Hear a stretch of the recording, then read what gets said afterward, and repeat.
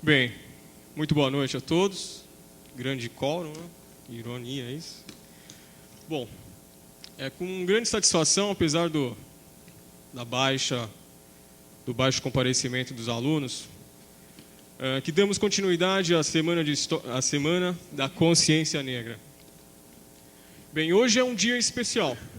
Hoje, 20 de novembro, comemora-se em nível nacional o Dia da Consciência Negra. O que se observa muito por todo o país é uma certa festa, um certo grau de comemoração exacerbado.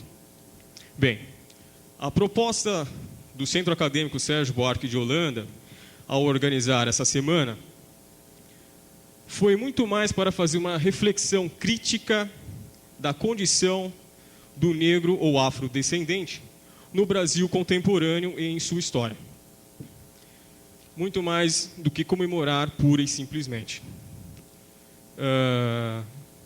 E me coube aqui o papel de apresentar, dispensa apresentações, mas enfim, a professora Tânia Regina de Luca, do Departamento de História aqui da Unesp, nossa palestrante, cujo título será Escravidão e Memória.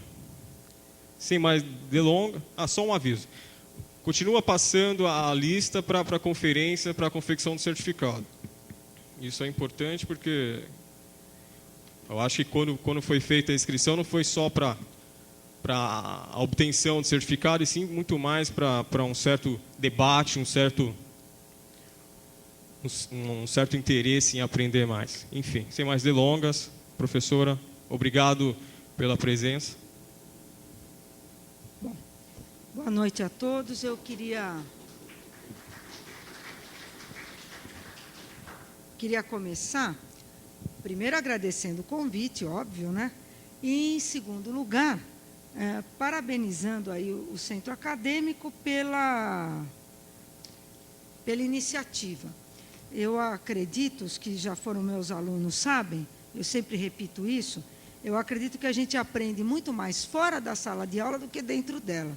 E esse tipo de atividade, eu acho que é fundamental para a gente discutir temas que nem sempre são abordados dentro dos cursos regulares que vocês têm, né? E nesse horário que me foi aqui concedido, eu pensei em apresentar para vocês um projeto do qual eu participei e que eu já tive a oportunidade de falar aqui uma vez muito rapidamente. E como dessa vez eu estou sozinha, não tenho companheiro em mesa, né, então eu posso usar mais do tempo. E a minha ideia é apresentar então para vocês esse projeto que se chamou Memória da Escravidão em Famílias Negras de São Paulo. Esse é um projeto que foi desenvolvido na Universidade de São Paulo e foi desenvolvido por um grupo de pesquisadores na época do centenário da abolição. Então, é um projeto que começou a ser feito em 1985, 85, ele acabou em 88, nós produzimos todo o material até 88, e hoje tudo que nós produzimos, eu vou descrever para vocês daqui a pouquinho, está à disposição para consulta dos interessados. Só pelo título enunciado do projeto, Memória da Escravidão em Famílias Negras, vocês vejam que nós já temos aqui vários conceitos embutidos. Primeiro, o conceito de memória, a ideia de família, a ideia de escravidão, quer dizer, tudo isso são conceitos. E antes de entrar propriamente no projeto, eu acho que nós temos aqui a oportunidade de discutir rapidamente a questão da história oral, porque todo esse projeto foi feito, ele envolveu muitos pesquisadores, né? Existiam 6 autores do projeto e mais de 20 pesquisadores trabalhando nisso. Nós tivemos vários financiamentos da Ford Foundation, do CNPq, da FAPESP. Então, é um projeto que contou com amplo financiamento, foi reconhecido, já tem várias dissertações feitas em cima desse material. Resultados desse projeto foram publicados não só em revistas brasileiras, mas também do exterior, como a Oral History, que é uma das principais revistas de história oral que circula no mundo até hoje, cuja responsabilidade é do Paul Thompson e ela é editada na Inglaterra. Então, esse projeto continua produzindo frutos e eu acho importante, antes da gente entrar nos resultados do projeto, explicar um pouco, meio que rapidamente, o que é o trabalho com história oral. Talvez para muitos de vocês aqui, história oral não queira dizer nada, vocês nunca tenham trabalhado com esse tipo de fonte, nem lido material que trabalha com isso. Mas a história oral, ela tem uma longa tradição. E, na verdade, não foram os historiadores os primeiros a trabalhar com esse tipo de fonte. De fato, os primeiros a trabalhar, os primeiros a se interessarem por essas fontes, foram os sociólogos, os cientistas sociais. E isso mesmo antes do gravador. Quer dizer, hoje, para nós, o gravador é quase uma peça de museu, né? A gente já quase nem usa mais o gravador, mas antes mesmo da existência do gravador, que é uma coisa que só no final dos anos 50, 60, ele se populariza, antes mesmo do gravador, os sociólogos já faziam trabalhos com história oral. E há alguns trabalhos bastante clássicos, né?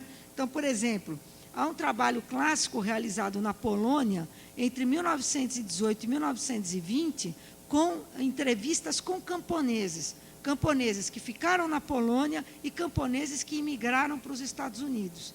Então, mesmo antes do gravador, foi feito todo um trabalho, né, sobre o comportamento, os valores, os costumes e hábitos de camponeses da Polônia que foram para os Estados Unidos e aqueles que continuaram vivendo na Polônia, né? E é interessante ver que na sociologia, isso tudo não era ainda na história, eu estou pensando aqui nos anos 20, 30, 40, na sociologia, esse método também foi polêmico, sobretudo depois dos anos 40. Porque na sociologia, depois dos anos 40, o que fica muito forte é a ideia da pesquisa quantitativa, que a gente chama de survey. Então, a sociologia, muito enamorada das técnicas estatísticas, passou a se interessar muito mais por surveys, quer dizer, grandes pesquisas com perguntas e respostas fechadas que pudessem ser aplicadas a grandes populações, do que pesquisas do tipo história de vida ou depoimentos orais, que pela sua própria natureza são pesquisas de tipo qualitativo e não quantitativo. Por conta disso, a quantificação passou a dominar os ideais da disciplina sociologia a partir dos anos 40 e 50 e diminuiu muito o uso de fontes orais. Não que ela tenha desaparecido. Sobretudo no México e nos Estados Unidos, continuou a existir pesquisa, nunca parou de existir pesquisa com fontes orais feita pelos sociólogos. Na verdade, a gente poderia até dizer que essa seria uma primeira geração de trabalhos feitos com história oral, com depoimentos orais, né? E, como eu disse a vocês, alguns feitos até antes do gravador se popularizar. Esta primeira fase ficou muito marcada, sobretudo nos Estados Unidos e no México, por trabalhar com grandes figuras públicas. Então, era uma ideia, né, de trabalhar com pessoas notáveis, ou grandes políticos, grandes intelectuais, pessoas que tinham um reconhecimento já no espaço público. É interessante ver que, se nós olharmos de um ponto de vista histórico, a partir de 1960, esse quadro que muito rapidamente eu descrevi a vocês, depois, se alguém tiver interesse, há uma vasta bibliografia sobre isso, que no pouco tempo que eu tenho eu não posso entrar. A partir de 1960, esse quadro muda bastante, de uma maneira bastante violenta. Eu não preciso entrar nos detalhes aqui, mas todos vocês sabem que os anos 60 são anos de contestação em âmbito mundial. Então, você tem não só maio de 68 na França, você tem todo o problema dos tanques em Praga, você tem a questão das mobilizações estudantis no Brasil e o recrudescimento da ditadura, toda a mudança e a efervescência cultural e de movimentos de contestação que você tem nesse período. Ora, nesse momento, você tem, na verdade, um boom de fundação de associações fora da universidade, bairros, sindicatos, clubes, museus, arquivos, que passam a tentar e a se interessar por trabalhar com esse